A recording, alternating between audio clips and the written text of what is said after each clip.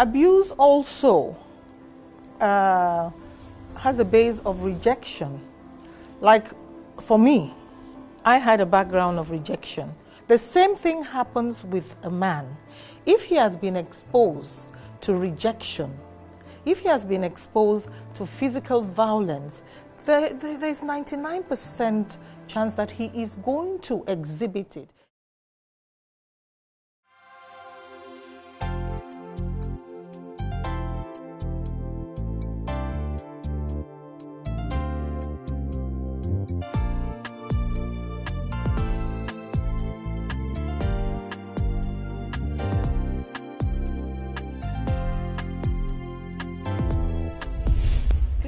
Welcome to another episode of The Heart of the Matter. Today we're talking about healing from trauma, and we're talking with Mrs. Laila St.Matthew Daniel, the founder of Acts Generation. Good morning, Pastor. Welcome to another episode. Good morning, Mrs. D.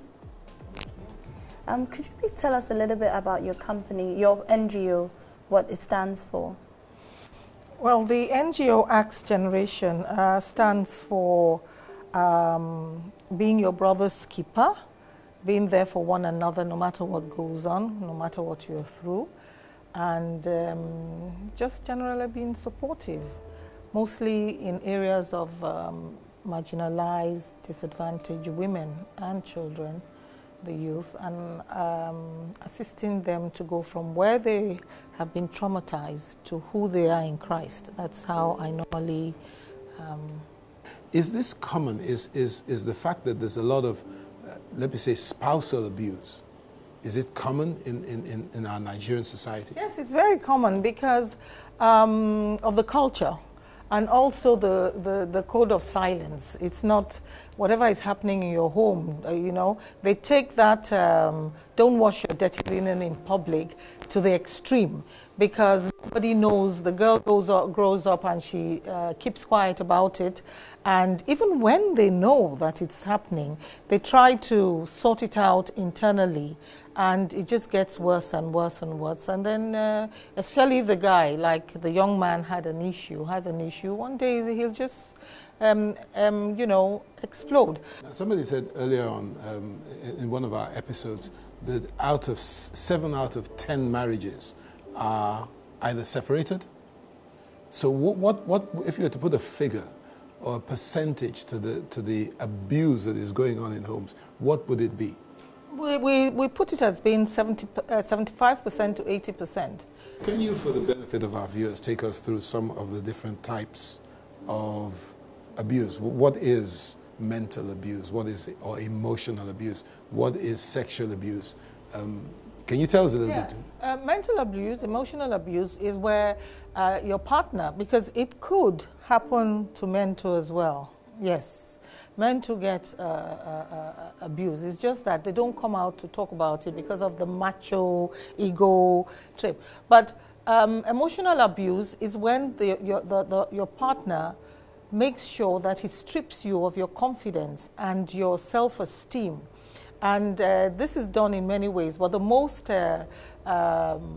way that is used most of the time is being critical. Everything you do, there's nothing you do that is right. Every time he gives or she gives the appearance that they know it all. So after some time, you begin to question yourself, and you begin to lose self-confidence and lose self-esteem, and you're just a wreck inside.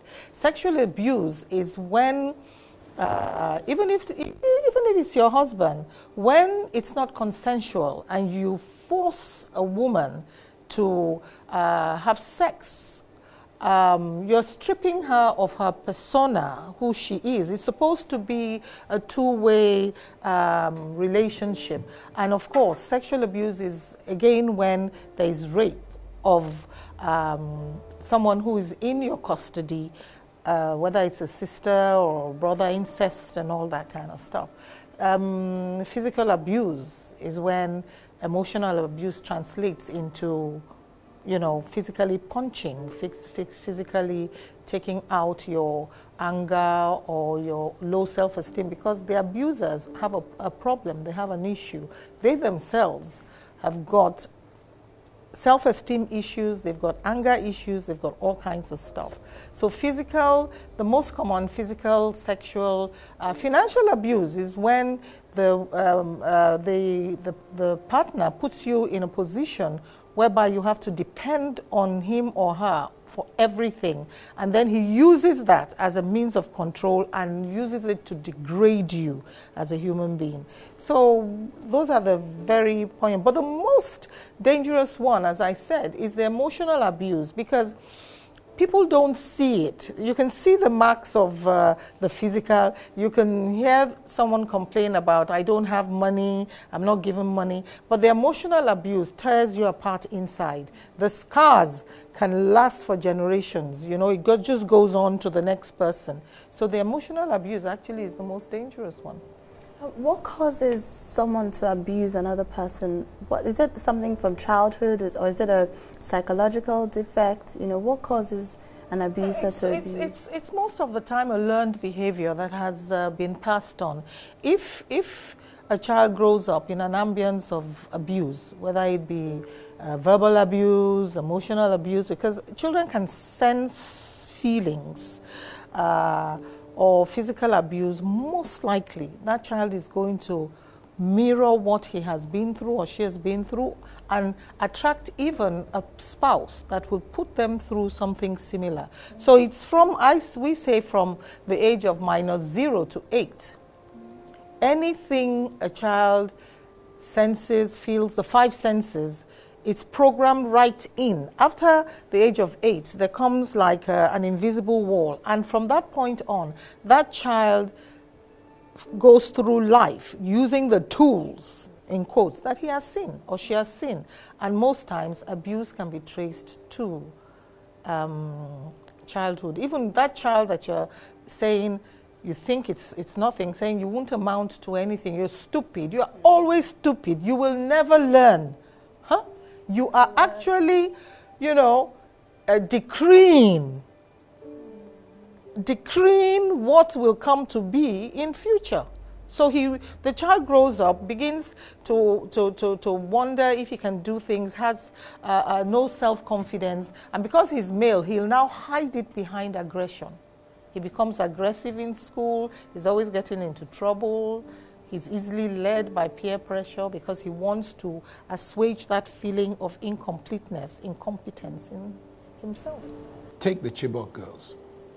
Just the fact that they've been taken away from their natural habitat is abuse enough. Mm-hmm. But only God knows what they are going through. Mm-hmm. Now, the effects of the trauma take time to deal with.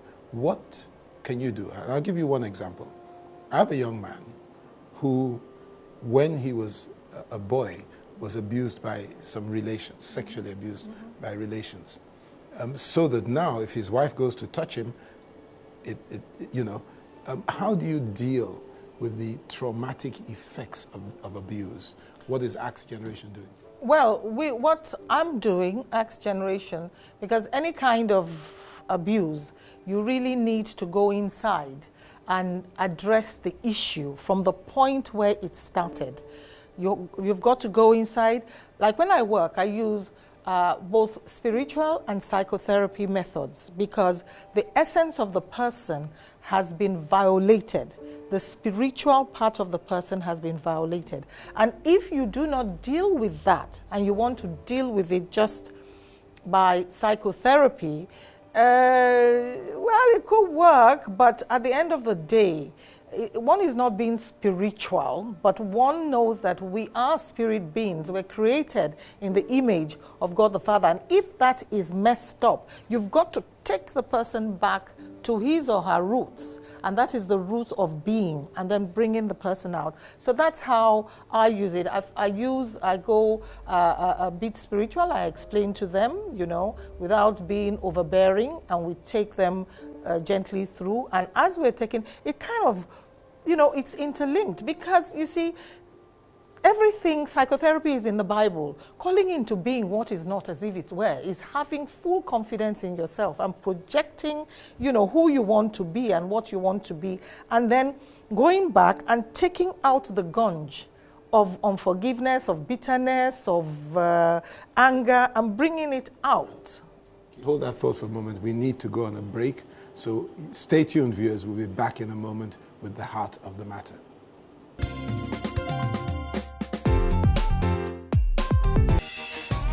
Watch your favorite Heart of the Matter episodes online at www.theheartofthematter.tv. Also, check out exciting behind-the-scenes photos. Leave your comments and like us on Facebook.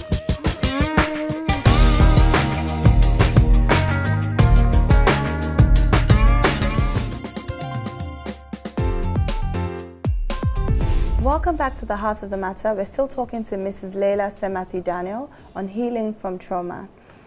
We were talking about some of the reasons why you have people abusing other people. How does an abuser get help? Is it everybody that comes from an abused home that has the tendency to also abuse other people? So how do they begin? How do they know when they need help, or are there certain steps every child that has come from an abusive home needs to take? Okay, let me say something because something keeps coming back.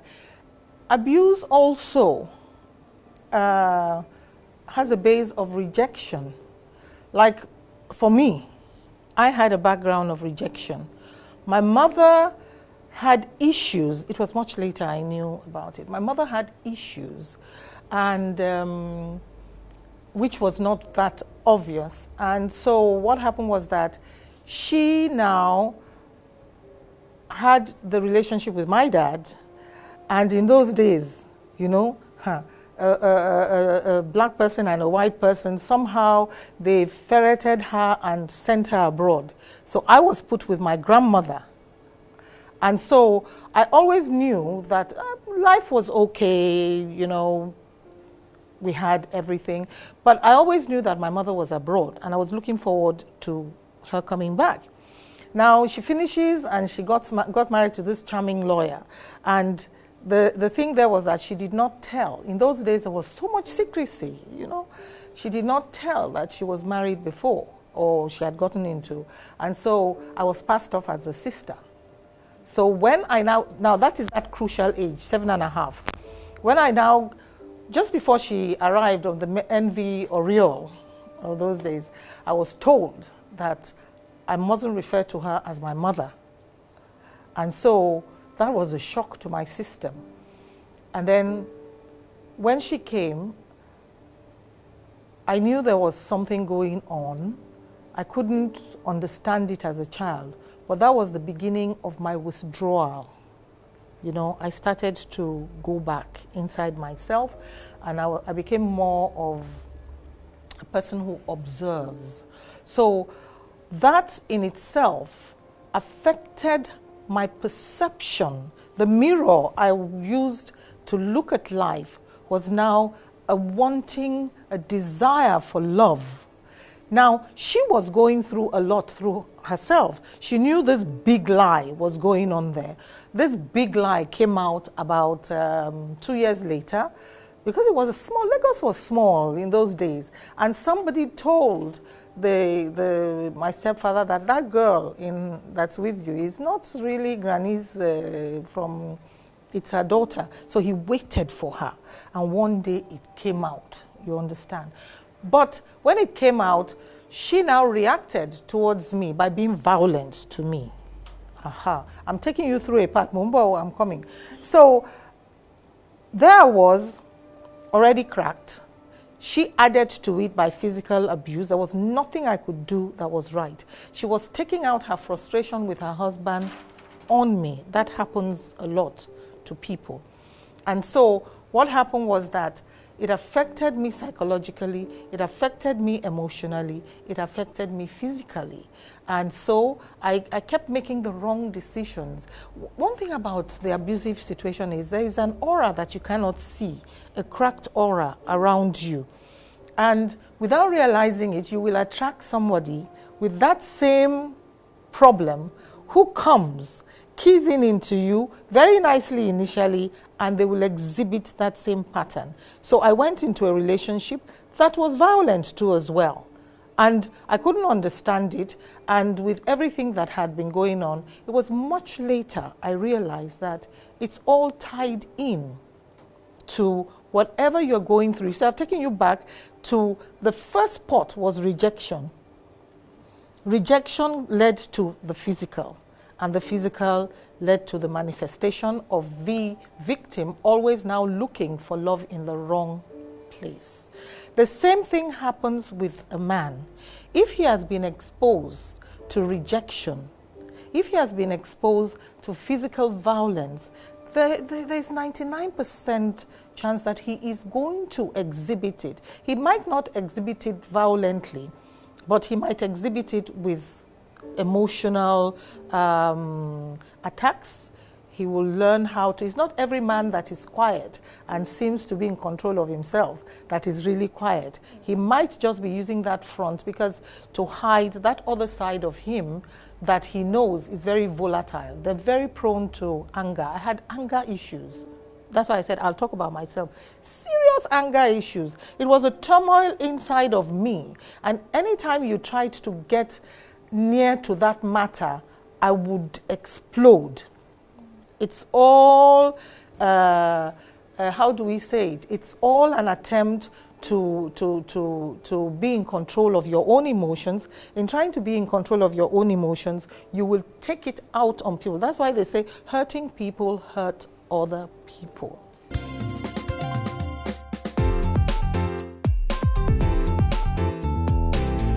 Let's talk about the recovery process, the healing process. How do you bring healing to an abused person? Well, first of all, you have to get to the point where the person accepts that there is an issue, because most times you work in denial. It always helps when the person comes to you of their own volition. Like only last week, a man came to me and said he's in danger of losing his wife and he needs help. Now that makes it very easy because he is the, he's the perpetrator. When it's the other way around, it's a bit difficult. The first thing is to accept there is a problem. Once there is that acceptance, then there is a method. We take, you go back to where it started and you begin to elicit the response, you begin to take them through it and begin to, because the onus is they want to heal. So every kind of bitterness, every kind of unforgiveness, sometimes it goes back to not forgiving a father or not forgiving a mother. I had to forgive my own mother. I had to go and make peace with her. And once I made peace with her, I found that I was healing. How did I get to that point for me that time? Was my encounter with Christ. My own was not through somebody else. It was just, I was trying to find myself. I was trying to find healing within myself. And that was how I just stumbled. Nobody took me there. I took myself. You understand? And that's why I say to people when they're saying, I said, look, you need to come to realization of who you are. You need to know yourself. You need to appreciate yourself. You need to be able to know that you are a worthy being. You're not here by chance. It's not your fault. You see, you need to put them through that process of knowing who they are, having confidence in themselves, knowing that they are worthy, they are not unworthy, knowing that they are created for a purpose, knowing that they didn't come here by mistake. So by the time you start building up their self-esteem, you now let them, you take them through the process of right and wrong. And what do you think? It's a together walk. It's not just plain counseling. Counseling, you tell them what to do. But when you're giving them therapy, they must be part of the process. You're taking them through that process. And when they begin to realize that they're worthy human beings, they don't want to go through all these things, they're ashamed of what they're doing, but they can find a way through. And then it's a slow process. Depending on how deep, it's a slow process, but eventually they... Let me throw something in, because I'm sure that you will come across this from time to time. Lots of people will say, send them for deliverance. And it doesn't solve anything in my own book. What's your, I believe in deliverance, but, what's your take? Deliverance is my baseline. I'm a deliverance minister. But you see, I'm not here to judge anybody, but there is a core, there is a root. That's why they say, can a spirit-filled Christian be afflicted demonically? It all depends. Are you renewed inside of you? Are you really renewed? Have you had that encounter? So going for just deliverance, for me, no, it doesn't work that way. There are many ways of getting into a marketplace, but you need to find the core of, you see, they're coming here, here, here, but they're going to the central point. So if you go deliverance here, what about the other entrance, the other ways that are there? You need to plug it up. That's why I said therapy and the spiritual angle, they work hand in hand. So when you know who you are, when you have an encounter of who you are, basically as a human being and as a child of the Most High God, then you can begin to deal with any other gunge that is around. So I don't believe that it's just deliverance and you take out that demon and it's gone, pum. That's why after some time, why do the same people keep going back? Keep going back. Because the core, if you don't have an encounter, I deal with them all the time. Staunch Christians, we still need to go back. I guess from what you've said that it's probably more difficult to help the abuser than it is to help the abused. Is this what you say? Yes. No. It's not more difficult. It's the abuser. It will be difficult if the abuser hasn't come to realization that they are the problem. If you don't accept that you have a problem, it's very difficult to assist the person. You must be willing. I have two questions. One is, how long does the healing or recovery process take? And the second question is, sometimes the abused does not even know they're being abused. So you see people in abusive relationships, they're not even married yet. And you wonder, what is wrong with this woman? How can she not see that she's being abused? Or she's always making excuses. How do you help someone like that who doesn't realize that they're being abused? How do you help them to get help? Well, I don't agree with that. They know that they are being abused, but I call it the fix-it syndrome.